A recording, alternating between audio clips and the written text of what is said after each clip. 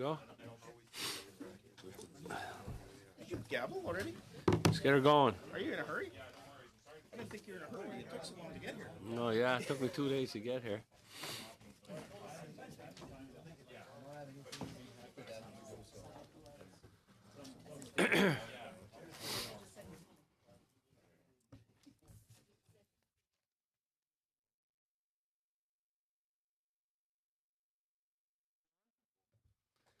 Happy St. Patrick's Day to those who are Irish or those who are fortunate enough to be married to Irish like myself, and also on behalf of the committee, I think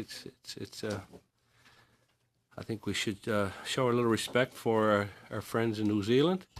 We've had during TPP and other discussions at this committee, we've had the High Commissioner here from New Zealand, tragic terrorist attacks there, and I think our hearts are out to them. If I may, on behalf of the committee, for the record, we pass on our condolences to them and hope the best. And maybe, if I may, send a letter from our committee to the High Commissioner, if that would be it would be a good thing to do, and at this trying times for them. Okay, this afternoon we're gathered here dealing with a 106 from the opposition, 106.4, and without further ado, I think, because everybody wants to move along this afternoon, maybe. If someone wants to speak on this, go ahead. Mr. Hoback, you got the floor. Thank you, Chair, and I thank colleagues for showing up here on a Sunday. This is a very important issue for Western Canada. Again, what we're talking about is basically China's foreign affairs putting a limit on Winnipeg-based Richardson International's canola shipments here 2 weeks ago. Basically, I think everybody around this room understands our canola is the safest in the world. There's not a quality issue with our canola at all. This is a political issue. Thus, this is the reason for asking for the Minister of Agriculture, the Minister of International Trade and Diversification, the Minister of Foreign Affairs to come, because it interacts with all three officials and all three departments. To give you some insight on what canola means to Canada and why this is so important for everybody across Canada, about $27 billion is what the canola sector is to Canada. It's huge. It represents, basically supports 250,000 Canadian jobs, 11.2 billion in wages, generates 1/4 of all the cash receipts on the farm. There's some 43,000 canola producers across Canada, and they're all very concerned as they go into the planting season on what this looks like. China buys about 25% of our canola, so they're a big buyer, and we export 90% of our canola, so exports are very important. We don't have a big enough domestic industry to take it all. So that's why when it comes to trade issues such as this, where you're seeing political interference and that quality issue becoming the factor, it's very concerning. We have to have a political answer to it. So, like I said, we're going into spring planting season right now, so farmers are sitting there looking at what they're going to plant this year. Probably 90% of that's already figured out. But when they see something like this happens, they have to take a step back and say, okay, what does this really look like? Am I going to plant, on a 2,000 acre, am I going to plant, 500, 600 acres of canola now or not? And I think a lot of that decision will be based on the market prices, which has been taking a nosedive since this started to happen. So we're seeing the canola sector really being hampered by not only the issue with China, but the market itself taking a downturn because of insecurity in the international marketplace created by China. So we think it's very important that we have a game plan or understand what that game plan is going forward. And that's why you need to have all three ministers come in and speak about it. Of course, this is an agriculture industry, so that justifies the Minister of Agriculture, and CFIA is involved, so that comes under the Minister of Agriculture. It is a trade issue, so there's, the trade minister is the one who negotiates the trade deals and sits back and solves the trade issues. And the reason I asked for the Minister of Foreign Affairs is the Minister of Foreign Affairs has inserted herself in other trade issues in the past, and USMCA, for example, is an example when she's done that, where she's taken the lead. And the U.S. is our #1 customer for exports from Canada, but China's our #2. So I don't think you can actually not have her involved in this situation, considering the political nature around the decision that was made. Now, there's lots of blame to go around on why we're in this scenario. I think, the reality is, though, we've seen a situation in Canada where our relationship with China has deteriorated since 2016. If you looked at 2016, the government had some lofty goals and good goals. Basically, they signed an MOU of cooperation between Canadian Grain Commission and State Administration Grain of China, announcing goal of doubling bilateral trade by 2025, exploration discussions for a Canada-China free trade agreement, and an MOU on China which secured canola into China till 2020.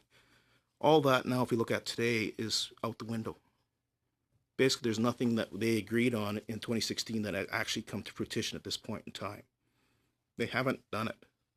And there's a variety of reasons for that not happening, but I think the Prime Minister has to take a lot of the blame on this. I think he has to shoulder the responsibility that when he laid out these goals, he actually didn't follow through and do it in such a manner that actually allowed our producers to benefit. And now our producers are paying the cost because of that. So, it's pretty straightforward, the motion. Maybe one things I would maybe add to it or look at talking about, be open for discussions as officials for sure. And then some people in the industry. JRI, maybe we want to bring them in, maybe the Canola Council. Reality is, though, I think we need to deal with this rather fast. This can't linger on. It can't be dwelling out there for 3-4 weeks. It needs to be dealt with rather quickly so that we know here in Canada and our farmers know that we have their back and that we're there fighting for them. So I think I'll wrap it up there, Chair. And maybe I'll open up discussion. Thank you, Mr. Hoback. And yeah, as you and I have been on trade and agriculture for many, many years up here, and we know it's a $26.7 billion industry, and there's thousands of jobs. And I appreciate your comments, and I have a list of other opposition members, but I encourage other opposition members just to keep it tight, keep your comments tight, so then we can move on to business here. So we're going to go to Mr. McGuire. Go ahead, sir. Yeah, thanks, Mr. Chair, and I want to thank my colleague for the excellent. Point of order, Chair. I just want to make sure I move the motion. Yeah, I think it's moved, but I think there's discussion on it right now, okay. right? Sure. Okay. Yep. We'll have discussion on it, and then. Okay. Okay. And sorry, Mr. McGuire. And as I finish, Mr. Chair, I might have a small amendment to that as well. But anyway, I just want to make the point that Canada has the safest food in the world. I did spend 6 years as a farm leader on the Canadian Grain Commission Western Standards Committee, and I know the stringent requirements and standards that our Canadian grain industry has. They are tops in the world.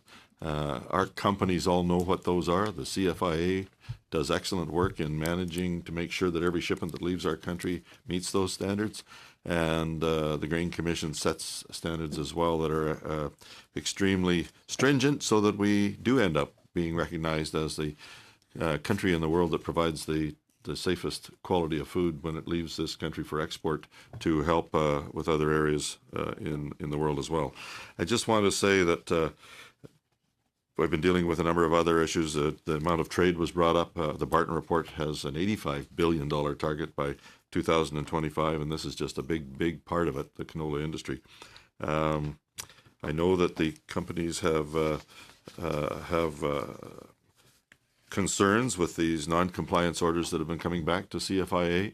I understand there's been 10 or 11 of them since the 1st of December, and it's a situation now where the companies are feeling that perhaps China might be a market of last resort if they don't end up coming to the table. And so I would encourage the government, we can get into that with officials, but I think excellent case has been made to have the three ministers appear before us. It's certainly an agricultural issue, agri-food, because we've heard from our farmers that this is extremely concerning to them, not only because of what Mr. Hoback, my colleague, has indicated in regards to the amount of closeness we're getting to spring seeding, but also to the amount of product that's still in the bins this year that will need to be marketed prior to the summer as well. And that would have a devastating impact on many farms that have already called me in regards to their payments for land payments and operating budgets as well. It's a financial concern that they have with the industry.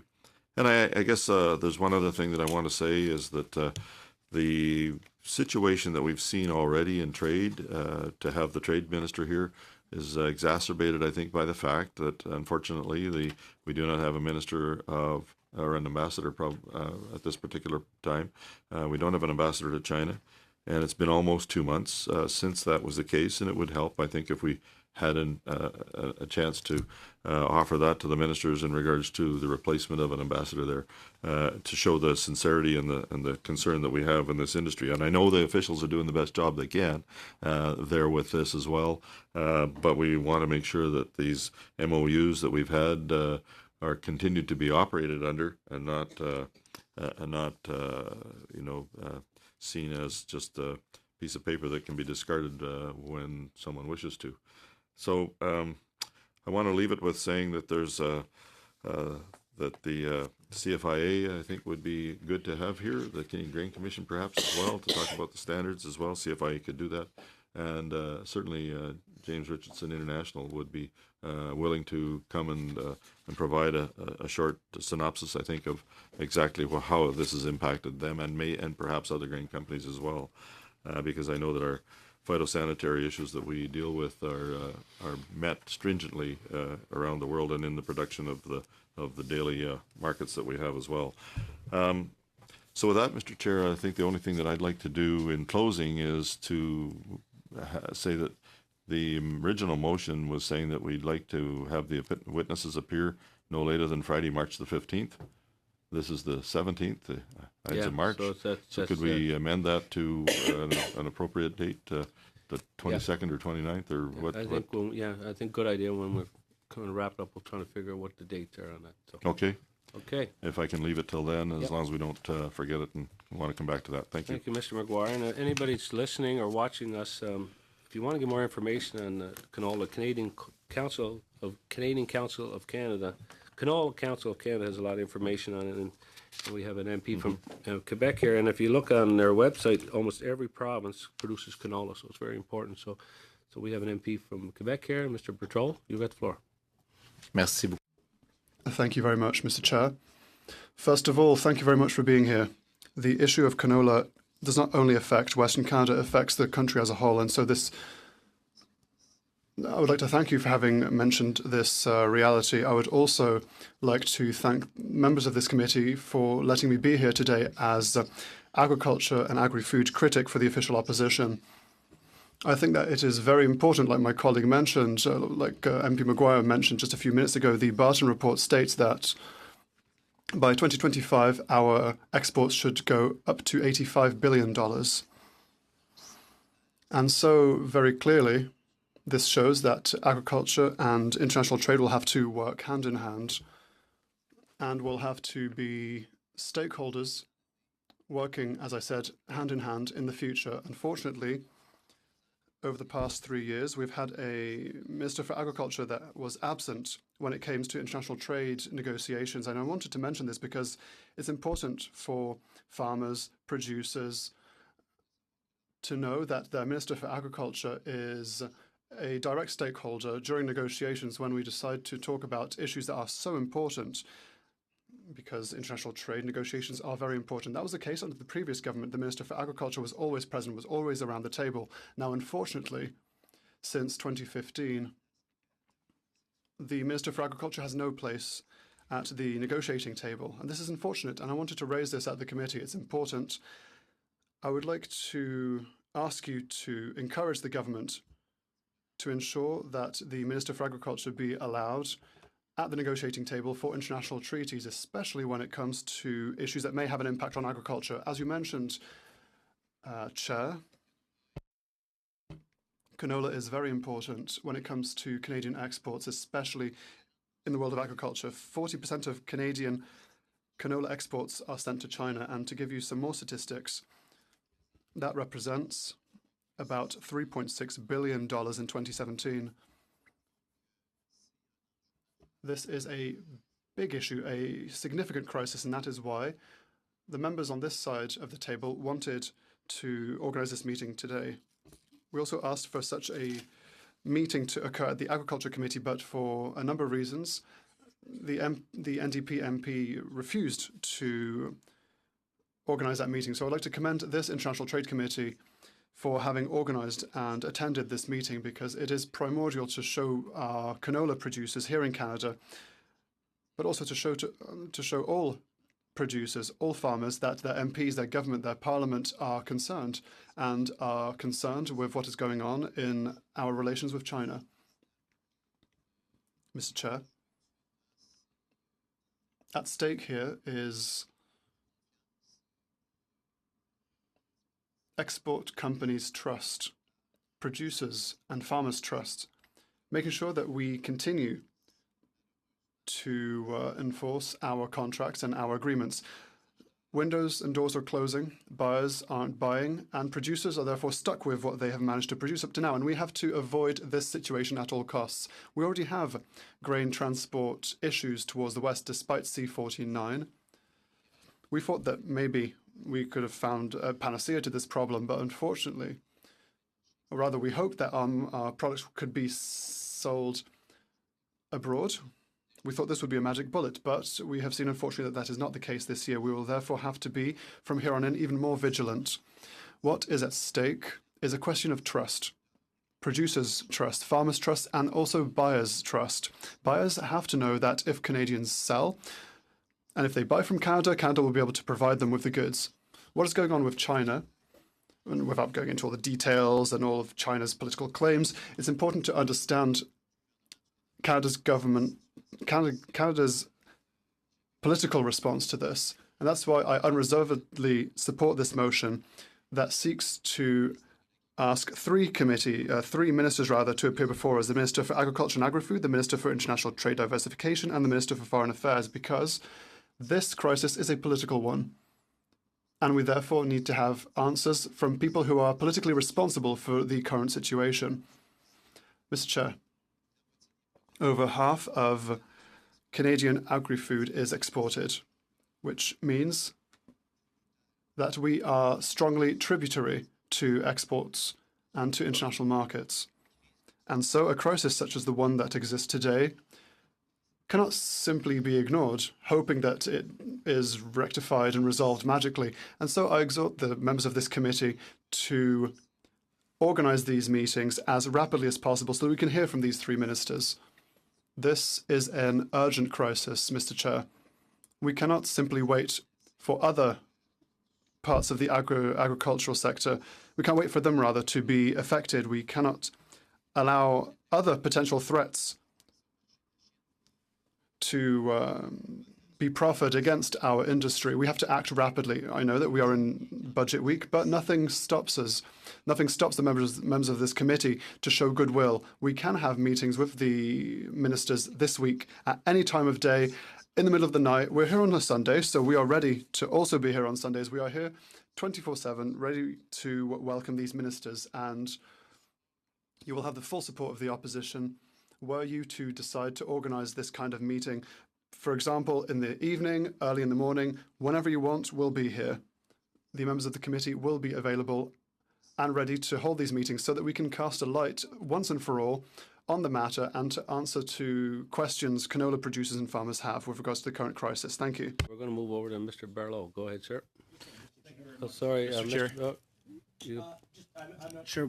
I think there's like three conservatives normally, and they get their time. But I don't know if we need to extend a courtesy or that. I mean, I'm happy to let everybody speak, but I don't know if we have to follow any procedure. And I'll be very make that happen. I'll be very quick, Mr. Chair. No, I'm happy to let you speak. I just don't know if you have to. We have to be unanimous at all. But I'm happy to have everyone that wants to speak. I just don't know if we have to do something procedurally first. Just on my perspective, and I know some of the members are visiting members to our committee, and you'll find that this is very efficient, not a very hyper-partisan committee, and so we like to give everybody the time that they require, but keep it short and tight. So, but I figured I'd do the opposition first, and then I was going to say whatever courtesy we need to extend, we're happy to do so. Yeah, and I think for the record too, we moved this an hour earlier for the opposition, so they because they have some important things that they have to be at 3 o'clock. So I want everybody to keep that in mind, but. Go ahead, sir. Let's keep it tight and short, and let's move on. Go ahead, Mr. Barlow. Thank you very much, Mr. Chair. And I do appreciate the committee allowing a few of us to have an opportunity to speak here. I know that is not traditional, but as you mentioned, Mr. Chair, this is an issue that impacts just about every province in the country, and we wanted to ensure that we had every province here, almost every province represented. And I only want to touch on two other issues that haven't been addressed thus far. And the one thing I really want to stress as part of why we're calling for this emergency meeting to meet with these three ministers is the critical timing that revolves around this issue. And I think a lot of people don't understand that they may be thinking that this is an issue that's going to impact the crops that they're going to be seeding in the next month or so. That is absolutely not the case. This isn't something that's going to impact when they harvest next fall and start shipping next winter. This impacts the canola that was harvested last year that is in the storage bins now. We've seen the price of canola drop by more than $1 a bushel. That means the value of the crop that it is in the bins now waiting to get to market has been reduced in value by more than $1 billion. I really want to emphasize that this is something that is impacting the pocketbooks of the 43,000 canola growers that we have across the country. Over the next few months, the bank is going to be calling upon them to pay for their mortgage, to pay for their equipment, the loans and those things that they have. They're going to be having to get contracts ready for shipping next year. This is something that impacts their planning right now. Now, I know some people in Canada are going to be saying, well, why don't they plan something else this spring? Our farmers make these strategic decisions years in advance. They are rotating their crops in their fields. They are looking at the futures market. These are not decisions that now, because we've lost a very critical market, that they can go back home and say, well, we're not going to plant that 1,000 acres of canola this year. We're going to move that to barley or something else. These decisions are made years in advance and impacting what they've already harvested. So that's why the timing of this is so critical. And that's why I think it's having this emergency meeting with those three ministers is so important when we have an industry that, contributes, $26.7 billion to the Canadian economy. And as the Shadow Minister for Employment, Workforce Development and Labour, this is 250,000 Canadian jobs that rely on this industry. And I spent the constituency week speaking to the producers in my riding who are extremely frustrated because the timing of this could not be worse. As I talked about, as they plan for their seeding for this spring, but also the impact that it has on the harvest that they've just had, and it's in the storage bin. And I appreciate you giving me the opportunity to speak on that. And the last thing that I really wanted to touch on is it's important that we have the opportunity to speak to those ministers, because when I was on the Agriculture Committee, and I know this was touched on really briefly, but we had commitments from the Agriculture Minister and the Trade Minister at that time to ensure that we would maintain the level of personnel of CFIA people in our consulates and embassies around the world. I want to make sure that we have those people still in place in China who are on the ground having the discussions with our counterparts in China to ensure that this can be addressed expeditiously, to ensure that we access that market once again, because this has been a trend where we've seen our peas and pulses to India, and the trade that we've had there has dropped by more than $1 billion. We can't keep losing these markets to our processors and certainly our producers. And that's what I want to get across, Mr. Chair, just how critical the timing is. And again, thank you very much for the opportunity to speak here today. Okay, so we're going to move on to Mr. Silpak. Go ahead. Thank you. I agree with everything that my colleagues say, so I will not repeat what they said. Canola is an iconic Canadian crop. It was developed from a plant called rapeseed, but used to produce just industrial oil. But through the magic of modern plant technology and Dr. Baldur Stephenson from the University of Manitoba, he developed canola from this rapeseed. In fact, canola actually stands for Canada Oil Low Acid. So this is an iconic crop. This is not something that the rest of the world grows. My constituency grows a tremendous amount of canola, as do my colleagues as well. So I think that's important to put it in perspective, how iconic this crop is and the importance that those of us who represent canola producers place on this particular crop. And again, just to finish, I want to make the point, it's absolutely a farmer issue. A farmer talked to me this morning, and he says he told me that for my family and myself, it's the canola that buys our farm machinery, pays the mortgage. It's very, very important. And let's not forget as well the thousands and thousands of other jobs right across the country. We tend to focus on producers, and rightly so, but when a crop is grown or an animal is fed out, it sets off a chain of employment that ripples right across the country. So in my particular case, I have a canola processing plant at Harrowby in my constituency. And I don't know how many of those workers there actually farm canola themselves or produce it, but they are part of the canola value chain. And our briefing notes talked about processing, truckers, local industries, port facilities. So just like the oil sands is often mistaken for being just an Alberta issue, it ripples right across the country, because I guarantee you every one of us has constituents who work in the oil sands. And again, I can almost guarantee that the canola industry creates employment right across the country. So it's important for us to keep in mind the value chain, the canola value chain, and the workers who depend on the production of this most highly valued crop, which is actually and it's producing the best oil in the world. It's no accident that canola is valued around the world. I think McDonald's French fries are all cooked in canola oil, and we all use it at home. We know it's the best. Palm oil cannot hold a candle to canola in terms of all its characteristics. So I think from a contextual standpoint, we should appreciate not only the history of canola, but its widespread ripple effect through our country and economy. Okay, Mr. Mass, you have a few words today? Thank you, Mr. Chair, and thanks for the opportunity to be here. I think it's a good opportunity to bring forward something not only timely for this committee, but also for others with regards to non-tariff barriers that are put in front of Canadian businesses. In this case, a number of different independents in the canola industry, and I think that's where there's some government responsibility to act. And the suggestion to bring the ministers appropriately in fit within, I think, some of the things that need to be looked at. The non-tariff barriers affect everything, but we have a supply chain that needs to be looked at as well too, if alternative markets need to be considered in this, and as well too as if government policy has impacted the market that they have had a lot of investment. This is no accident, and it's been well spoken to in terms of the planning production to bring not only the planting but also into the penetration of the market to be successful. You just can't flip that around rather quickly. In fact, the supply chain elements remind me of the auto industry, quite active and engaged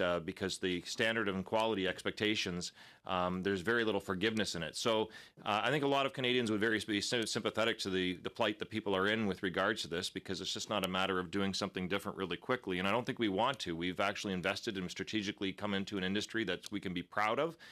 But again, government reaction to this hopefully will be unified and will be supporting, I think, our farmers at the end of the day, because if there's some subsequent action that needs to take place, it affects everything from borrower lending, and it affects equipment that's been purchased and mortgaged and amortized, and as well to food safety in this country in terms of planning. So I think this is a good start to, and I think a lot of industries would be very sympathetic, because it's not just a simple matter of getting something from the ground to somebody else across the world really simply. This is a full engaged industry that we should be proud of. Mr. Mass, and we're going to go over to Mr. Dhaliwal. We're from British Columbia. I see there's over $500 million worth of canola there. So, Mr. Dhaliwal, you've got some comments on this? Thank you, Mr. Chair. Mr. Chair, I want to thank you about the New Zealand situation. I was in New Zealand last week, and this is a very, very sad situation on Friday and Saturday. In fact, I joined Muslim sisters and brothers in my constituency to mourn and to grieve and be with their prayers. And I want to thank you for this thoughtful to write a letter, and all the committee members to support that unanimously. And I also want to thank my friend and colleague Mr. Hoback for bringing this important issue forward. Because this is not only important to Western Canada, as Mr. Berthold mentioned. This is important issue to all of Canada. So, Randy, thank you for bringing this forward, and I also want to thank the opposition members on the committee. How constructively we worked over the last 3.5 years. And we have achieved a lot on this committee, and it's been pleasure working with you, Randy, on all the issues, right? And it's not about retiring. The way I see it is now, this issue is also very, very important on our side as well. When I speak on behalf of all members here and even the members, Liberal members that are not present, this issue is very, very important. When it comes to standing up with the canola farmers, Prime Minister has stood strong when it comes to our agriculture industry. Issues, time to time, many other issues has come forward. When it comes to Minister of Foreign Affairs, the record is very clear, and she have taken a leadership and stood with Canadian exporters, whether it was the NAFTA issue, whether there are other issues. Canola farmers are the leaders in this industry, and they produce the highest quality of canola in the world. And we got to be, because it's a time-sensitive issue, as Mr. Habeck mentioned. So we don't want to distract and go, outside the framework. And I think our focus should be only on this issue at this time, the canola farmers issue. And I agree with Mr. Habeck that we should have officials here as well. And I'm certain that members on this side also agree that if we can bring in the officials next week here, Thursday, to come and talk to us and give us the details, and both because this issue is to relate with the agriculture and agri-food and also the international trade, and I would suggest that to make this concise and time sensitively effective, that we should invite two ministers and leave the Minister of Foreign Affairs out, and those two ministers should appear in the week of April 1st when we come back, and that's what I would like to see, and that's the best way moving forward. I'm moving the amendment. You're moving the amendment. I would move the amendment that the committee invite the following witnesses to appear concerning the recent revocation by the Chinese government of Richardson National's canola export registration to Chinese market. A, the Minister of Agriculture and Agri-Food. B, the Minister of International Trade, Diversification, and the officials appear. The officials appear next week, but the ministers appear during the week starting April 1, 2019, full stop. Okay, just before we go on that amendment, there's two quick things just for the record. Just as far as next Thursday goes, we do have an opening. Mr. Hoback, you had a suggestion that we bring in the officials on Brexit. They can't come, or they're suggesting, of course, to come later because of the big thing that's unfolding. So, just on that point, so Thursday is open for us, which is good. Which is good for officials. The other thing is, I'm guessing from the Liberals, you must have a sense from the ministers that they're available for that week. They will make themselves available in that week for sure. So everybody understands the amendment? And the amendments also changes the date, of course, because the date was the 15th, right? Yeah, in the week of April 1st. Anybody, any questions on the amendment? Yep. Actually, go ahead, Mr. Hoback. First of all, thank you for your comments, Suk. I appreciate you next Thursday. That makes sense to me to bring the officials in. Again, I'd like to bring the ministers in next week if possible. Is that at all possible? And the only other thing is when we bring the ministers in, I don't want to lump them together because I need equal amount of time to question them both, so I can't have them sharing that time. So first hour with one minister, the second hour with the other minister independently, I think would be important. That's and then the officials. That's doable. What do you think, an hour for the officials and then an hour for industry people then too? For Thursday? I think we should do the official, keep it internal for now because we want to make sure we go to the root cause of the issue. The officials will be able to tell us from the administration management perspective the questions we will have, and then we bring in those two ministers, and they are willing, and I'm sure we'll make sure that they're here. So the sense is what? So Thursday would be with the officials to kind of give us all the whole lowdown and prep us for that when the ministers come. And Mr. Hoback, your suggestion that the ministers would come separately in that week. That's your suggestion. Yeah, so it can be the same meeting, just 1 hour with one minister and the other hour with the other minister. I think that's and fair. then we have 2 rounds of questionings. That's very with each fair. minister. If it's agreeing with Very the amendment, fair. I could put that request in. Mr. Massey, do you have some comments? Yes. I see your name here. So Yeah, no, I was just waiting for the mic either to come on, but I sorry. pushed it myself. So, well, I won't be if the amendment is just to drop the Minister of Foreign Affairs, I won't be supporting that. So I'd like to make sure we have 2 separate votes on that because I think it's a little bit naive to have a complete review of this without the Minister of Foreign Affairs as part of it. So I want to be clear on that and to have those 2 separate votes. I'll support the motion with the deletion, but again, same point is I think the Minister of International Affairs should be part of this and it makes a lot of sense. So just want to be clarified when we go to vote, that there'll be two votes, one on the amendment to the main motion and then the main motion itself. So let me call the vote So as the motion we call- amended. We have, does somebody else want to speak? Okay, go ahead, Mr. Berthold. Merci beaucoup, Monsieur le Président. Thank you, Chair. Just to be sure, if possible, could you read this amendment back to me in French? Or perhaps if you read it in English, I will have the interpretation into French to understand what the amendment is in French. It's important because I heard nuances that I didn't understand from the first time you said, and then after that I'll be able to give you a better comment. Well, no, I think what we could do, if you don't mind, maybe Mr. Dhaliwal, if you could just speak slowly your amendment, and the translator will translate. Is that fine? Okay. Good? We're good to go. Okay. The motion is as follows: that the committee invite the following witnesses to appear concerning the recent revocation by the Chinese government of Richardson International's canola export registration to the Chinese market. A. The Minister of Agriculture and Agri-Foods. B. The Minister of International Trade Diversification. C. The officials from both ministries. And the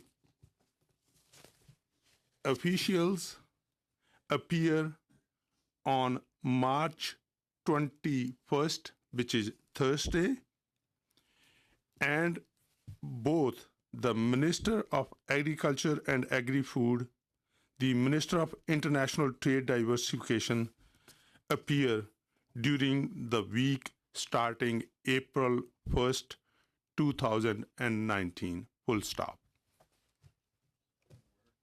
Okay, go ahead, Mr. Master. Point of order? Okay. I'll leave it to you, Mr. Chair, but that seems like a new motion, whereas it would be like wouldn't it be if it's an amendment to a motion, it'd be like deleting, item C and then inserting a new date and then adding officials. That would be, I'm just more procedurally for me. As that's what I think the intent is. But I'll leave it to you. I just want to make sure there's two votes here that take place. And I don't want to spend a lot of time on it, but I just agree that we should have I have no objection. Well, I mean, if it's up to committee, I mean, I'm just trying to get through the day here, but I think if you want, we could vote on the first motion, if that's what you want, I guess, and then we vote on the new motion. But the motion will be on the amendment. It will be. The vote will be on the amendment as amended. Yeah. If it doesn't pass, then goes to the. Well, that's my point of order, though, is because it's a whole new motion that really we're talking about here. If we just vote on the amendment, it's been altered significantly and doesn't include the Minister of International Trade, which is the original motion. So my question is a procedural one because your 3/4 of the main motion is now changed to a new motion. Well, that's debatable because the motion is the main motion is the same. It's not the Minister of International Trade; it's the Foreign Affairs that's not in there. Or sorry, yes. Yeah. So Stand correct. So Mr. Hoback, you got a comment because it's your motion, I think, kind of. Go ahead. Yeah, I'm okay with the amendment as what you're proposing, but I do agree we need to have a second motion then that talks about the Minister of Foreign Affairs, because I do believe we should have her here. Like I said, there is a political issue here that she will have to oversee. And there's questions we have for as far as her game plan with China in regards to ag exports into China that she will have to have oversight on. Plus, there's an issue that we don't have an ambassador sitting in China as we speak. So she is the person in charge. So we need to know what she's doing in relationship to the fact we don't have an ambassador there and how we're actually handling not only the technical side of things, but the political side of things. So, that's why I want to see the foreign affairs included. Now, the other person or people I think we should consider is the actual industry people. So the Canola Council, canola growers, maybe JRI considered in the center of all this, just to get their overview on how they're finding the Chinese reaction in comparison to other markets, for example. Might give us some oversight, just to explain to everybody in this committee just how politically charged this action has been from China. So that's why I would maybe consider that too, but I'll throw that back at you guys and see what you think. That could be the first amendment, and then the second amendment. Could Mr. be the Peterson? That's your earpiece is too near. Thank you, Mr. Chair. I believe that the amendment presented by Mr. Dollywall is actually amendment. He read out what was staying and then inserted his own. But it just has to be presented as delete C and replace with what he said, and then it becomes an amendment. C and the date. It's not what he said. But I mean, if, He just read the existing motion out. So by reading it out, it implies that he doesn't want to change it. All he changed was C. The amendment was to section C. We could divide this amendment into. But procedurally, I think we vote on the amendment first, and if it passes, then we vote on the amended motion. I think in all There's not an opportunity fairness, to vote on Mr. it. Dollywall, for translation, said the whole thing, right? So it sounds like there's a lot of change, but there's just one thing. There's not a lot of change. C is out. I mean, if that makes it clear Yeah. that C is out, and then we vote on the main mention. So I think, Mr. Dollywall, in all fairness to you, you were just trying to be helpful, explain this. But do you want to make the amendment that C is taken out and the date, of course? Sure. I would say the C should be taken out, and where it says And replaced with the officials. C replaced with the officials. Okay. Okay. Exactly. Okay. And Everybody then- heard the amendment? Yeah, Monsieur le Président, presented that way. just Mr. Chair, just to tell you, before we talk about the point of order, could we please reread the motion so that I could talk about the motion itself? If I may, I would now like to talk about the motion because there was a point of order where we talked about amendments. But now I've heard the motion. Now I can talk about the motion, the amended motion itself. So if I may, very rapidly, before we vote on the motion, I would like to mention two things. First of all, thank you very much for having for having reread it to me. I understood it correctly the first time. I find it deplorable that the Minister of Foreign Affairs will no longer be invited. The Minister for Agriculture on Radio-Canada stated that Ms. Freeland, so Minister Freeland, Minister of Foreign Affairs, is doing what needs to be done diplomatically with China. And so the Minister for Agriculture herself is saying that diplomatic relations with China are underway through the Ministry of Foreign Affairs, the Department of Foreign Affairs. And now you're telling me that we're not going to have her appear before us? The very person who is talking to China, because we have no ambassador in China, the very person who is talking to China, who's responsible for diplomatic ties with China, and now you're telling us that we will no longer have her appearing before our committee. Mr. Chair, with all due respect to my colleague, I understand that we want to act rapidly, but we cannot not invite an essential stakeholder in this current situation. The Minister for Foreign Affairs herself, and I'm not the one who said this, the Minister for Agriculture said this. In an interview, she clearly stated that Minister Freeland is the one who is discussing with China right now. And so, Mr. Chair, I think that the committee would be ill-advised to remove Ms. Freeland's presence on our witness list so that she may talk about canola. Because a government representative themselves said that it's Mr. Freeland who is in negotiations with China. If we cannot have this person here before us, then we'll have the following question. You'll be asking yourself, who's in charge at the end of the day? Who is in charge of this case file? If there's one person who could provide us answers and provide answers to our farmers and producers, it would be her. The Minister for Agriculture, well, the previous Minister for Agriculture, was not involved in international discussions and negotiations. The Minister of International Trade is partially present around the negotiating table. So if we were to not invite the one and single person who has answers for us with regards to China, then I think that the committee would be committing a serious mistake, especially because she is responsible for all of our agreements, all of our international agreements. Earlier on we stated that the Prime Minister had established a very big priority on agriculture. You mentioned this, MP Dhaliwal. I remember that during the Prime Minister's trip to India, the Prime Minister agreed with the Prime Minister of India to try and rectify the issue of fumigation by the end of 2018. However, now we are in March of 2019 and there are still no solutions on that front. And so I would like to understand, I would like to have the opportunity to ask questions to the very person who is responsible for our negotiations. There seems to be only one person responsible for negotiations under this government, so we cannot not invite her to this committee. It would be, in my opinion, a futile exercise if we were to not hear from the government's main spokesperson. Thank you, sir. We've heard all sides here, and I think, Mr. Dhaliwal, if you want to say a quick few words, and because then I'm going to go right to the vote on the amendment. Go ahead. Mr. Chair, the ultimate responsibility of this file is on the Minister of International Trade. I think we should not derail this issue. Because this issue, as Mr. Haubeck said, that is a time-sensitive issue. Let me get those two ministers, Minister of Agriculture and Minister of International Trade, and the officials. That is very, very key to this issue, and get this resolved. Okay, bring it to a motion. Bring it to a vote. All in favor of the amendment? Record a vote. Monsieur Dhaliwal. Yes. Mr. Fonseca. Yes. Ms. Vanderbilt. Yes. Mr. Peterson. Mr. McGinty. Yes. Monsieur Berthold. No. Mr. McGuire. No. Mr. Hoback. No, I wish we could have the Foreign Affairs Minister, then we'd say yes. Mr. Massey. No. Motion agreed.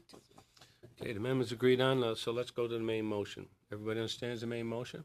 Just point of order, Chair. Yeah, go ahead, Mr. Hoback. Again, Mr. Massey had talked about a separate motion for the Minister of Foreign Affairs, even though it was dropped from the original, in the amendment. We still want to have a standing vote on the Minister of Foreign Affairs, I believe, so. I'd like to move that motion. Let me have the motion amended. Okay, so. Vote on the We have motion. to have a vote. I think we agree have- with your procedure. I just want assurances from you that we can bring forward the second motion. Well, it's substantive motive. It's dealing with the topic of the day, so it's all within the orders of the standing order. You're gonna vote it down anyway, so what do you care? I don't want to, as the clerk just notified me, amendment has been voted on, so now you have to vote on the motion as amended. So, everybody understands it? All in favor of the motion as amended? Oh, just really quickly on the amended motion, I wanted. So you're saying that the date would be the week of April 1st. I just have a concern with that. I'm just going to voice it. I am more than willing, and I think all of us have spoken. We were more than willing to come back on the break week for this. I can't emphasize enough the timing of this and waiting another 2 or 3 weeks. And I appreciate that you are going to have the ministers here, but we can't be waiting on the decision. We need an explanation. Do we have the CFIA people on the ground? The prices of every other commodity is being dragged down by this decision on the canola. And I appreciate Mr. Dhaliwal saying the Prime Minister is standing up for agriculture, but as my colleague said, he made a promise to address the fumigation issue with India.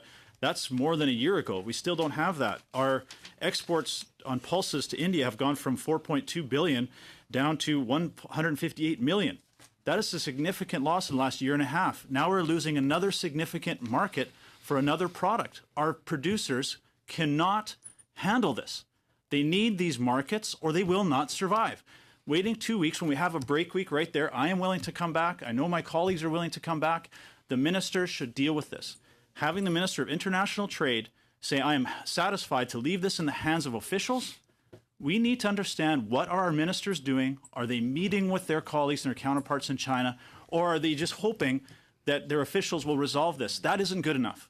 I would prefer that they were here. If we can't do it next week, the week after. Thank you, Mr. Chair. Okay, some short comments? Yes, thank you, Mr. Chair. I just wondered as well. I know that we were looking at bringing the officials in from the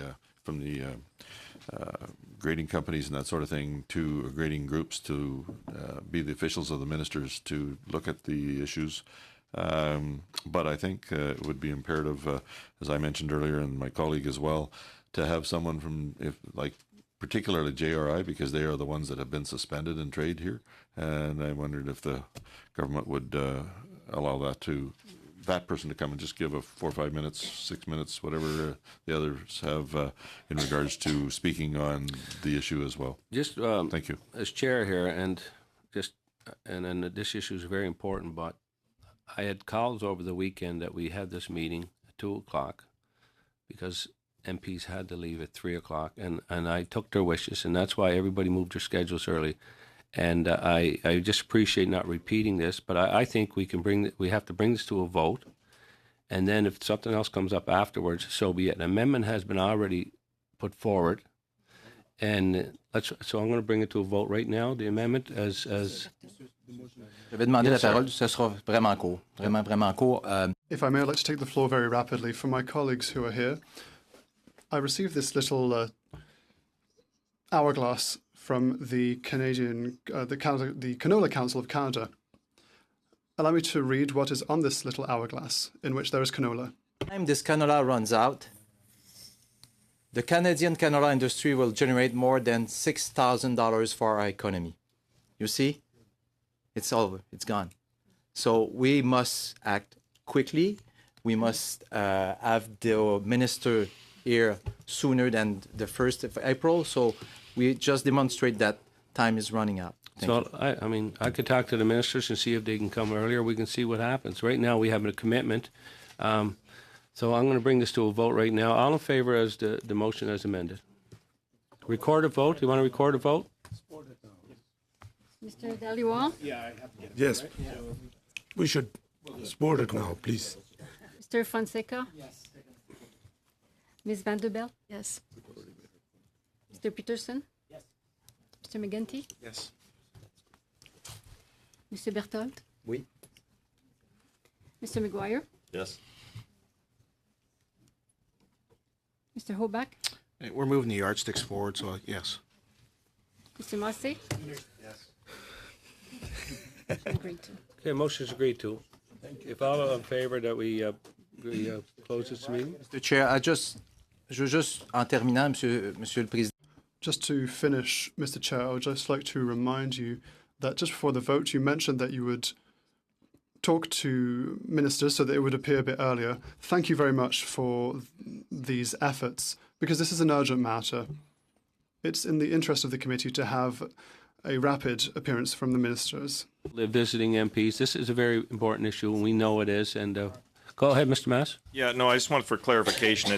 Moving another motion to have the Minister of Foreign Affairs is redundant now because it's been excluded in the previous one that we actually had a separate vote on, but wanted to be clear, as New Democrats, as we believe that's an essential part of the hearings because you're having a number of different parties come in, but it's, the non-tariff barriers that are just as important as this as anything else. But, we've already really dealt with that in the first defeat of the motion. So thank you very much, Mr. Chair. Thank you, sir, and everybody enjoy the rest of St. Paddy's Day.